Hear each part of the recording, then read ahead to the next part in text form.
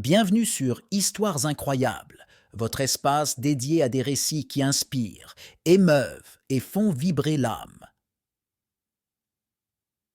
Chaque histoire que nous partageons est un voyage profond à travers les défis, les espoirs et les triomphes de la vie, avec l'objectif de vous laisser toujours avec une pensée qui vous accompagnera longtemps.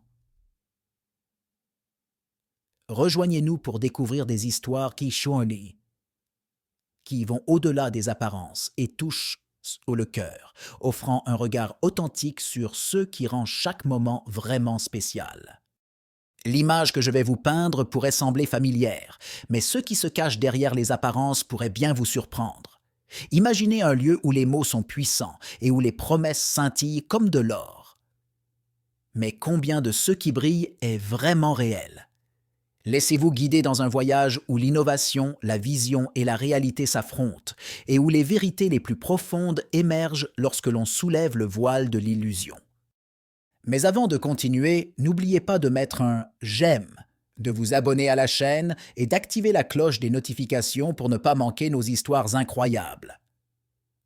C'était une journée claire, et dans la somptueuse salle du prestigieux Hôtel Élysée, les dirigeants politiques et les magnats les plus influents du monde s'étaient réunis pour le sommet mondial sur l'économie et l'avenir. Au centre de la salle se trouvait une scène brillamment éclairée, décorée de fleurs exotiques, avec une grande inscription lumineuse « L'avenir est entre nos mains ». Le premier à prendre la parole fut Monsieur Dupont, un politicien bien connu, célèbre pour sa capacité à parler pendant des heures sans jamais dire quoi que ce soit de concret. Il monta sur scène avec un sourire éclatant et commença son discours. Mesdames et messieurs, le monde est en crise aujourd'hui. Mais ne vous inquiétez pas, car nous avons une stratégie.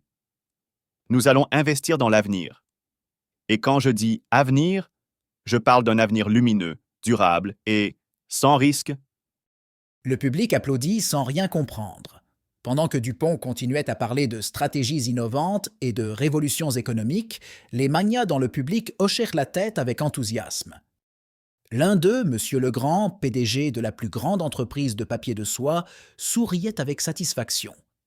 Il venait de convaincre le gouvernement de financer un projet essentiel pour l'avenir de l'humanité, construire des monuments entièrement faits de papier de soie, pour célébrer la fragilité de la condition humaine. Legrand se leva pour faire son intervention. Chers collègues, le monde a besoin d'innovation. Et quoi de plus innovant que de construire des monuments qui se dissolvent à la première pluie? Cela symbolise notre humilité face à la nature. C'est un message puissant. Et bien sûr, cela créera des millions d'emplois temporaires, jusqu'à la prochaine pluie. Le public éclata en applaudissements. Personne ne remarqua la contradiction ou l'absurdité du projet. L'important, c'était qu'on parlait d'innovation. Alors que la conférence se poursuivait, ce fut au tour de la ministre de l'Environnement, Madame Martin, de prendre la parole. Nous avons prévu une initiative audacieuse pour réduire les émissions de CO2 de 0,0001% d'ici 2050. Comment? Nous allons planter des arbres, en plastique. Elle marqua une pause dramatique, puis ajouta avec enthousiasme. Ce sont des arbres qui n'absorbent pas le CO2, mais qui décorent la ville de manière moderne.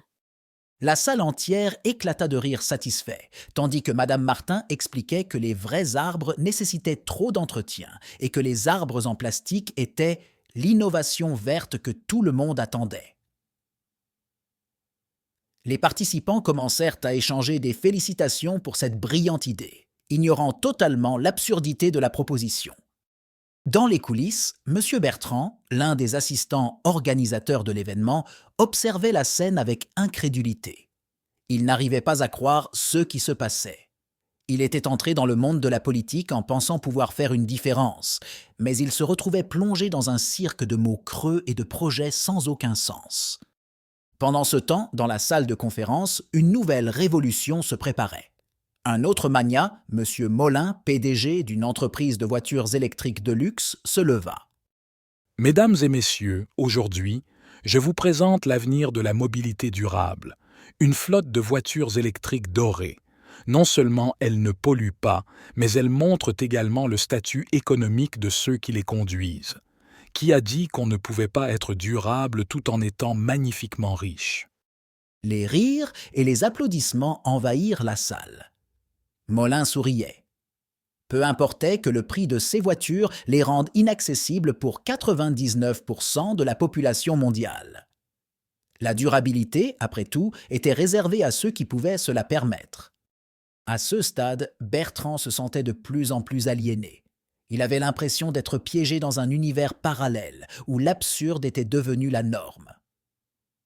Tandis qu'il regardait autour de lui, il remarqua d'autres participants qui, comme lui, semblaient mal à l'aise mais n'osaient rien dire.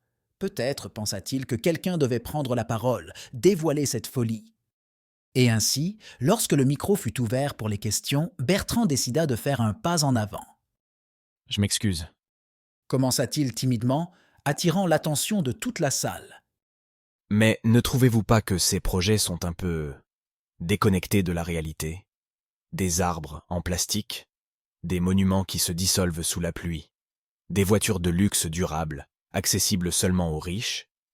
Ne sommes-nous pas en train d'ignorer les véritables besoins des gens ordinaires ? Un silence tomba dans la salle. Les dirigeants le regardèrent avec des yeux écarquillés, comme s'il venait de proférer un blasphème. Mais avant que quelqu'un ne puisse répondre, M. Dupont intervint avec son assurance habituelle. « Jeune homme, le changement demande de la vision. Ce que vous appelez être déconnecté de la réalité, nous l'appelons penser en dehors des sentiers battus. C'est grâce à des projets comme ceux-ci que le monde progresse. Nous ne pouvons pas rester ancrés dans les vieux modèles. » Le public éclata en applaudissements, mais Bertrand sentit que quelque chose clochait. Ce fut alors qu'un nouveau personnage entra en scène. Madame Dufresne, une célèbre militante écologiste. Elle avait été invitée en tant que représentante de la société civile, mais jusque-là, elle n'avait pas pris la parole. Avec calme, elle prit le micro et dit « Pardonnez-moi, Monsieur Dupont, mais il y a une différence entre la pensée innovante et la folie. L'innovation devrait résoudre des problèmes réels et non en créer de nouveaux. Les arbres en plastique n'absorbent pas le CO2. Les voitures dorées ne sauveront pas la planète. Et les monuments en papier de soie ne sont que des symboles vides d'une politique qui n'aborde pas les questions concrètes. » Pendant un instant, un silence gêné s'installa. Puis, lentement, un applaudissement isolé s'éleva du fond de la salle. Bientôt, d'autres personnes se joignirent, jusqu'à ce que la pièce soit remplie d'un tonnerre d'applaudissements. Enfin, quelqu'un avait exprimé ce que beaucoup pensaient, mais que personne n'avait osé dire. M. Dupont, visiblement en difficulté, tenta de reprendre le contrôle de la situation. « Bien sûr, Madame Dufresne, votre point de vue est valable. Mais nous devons trouver un équilibre entre pragmatisme et vision. » Puis, avec un sourire forcé, il conclut. « C'est pourquoi nous avons besoin d'un dialogue constructif. Nous sommes tous ici pour apprendre. » La conférence se termina peu après, avec les sourires habituels et les poignées de main, mais l'atmosphère avait changé. Les mots de Madame Dufresne avaient résonné dans l'esprit de nombreux participants. Peut-être, pensa Bertrand, que c'était le début d'un petit réveil. Peut-être, enfin, que certains commenceraient à demander de vraies solutions aux problèmes réels, et non plus seulement des slogans vides. Et ainsi, entre sourires faux et promesses vagues, les dirigeants et les magnats quittèrent la salle, prêts à retourner à leur vie privilégiée. Bertrand, en revanche, partit avec une nouvelle détermination. Il avait compris que le changement ne viendrait pas de conférences remplies de mots creux. Il devrait partir des gens ordinaires, de ceux qui ressentaient chaque jour sur leur propre peau les conséquences de ces décisions absurdes.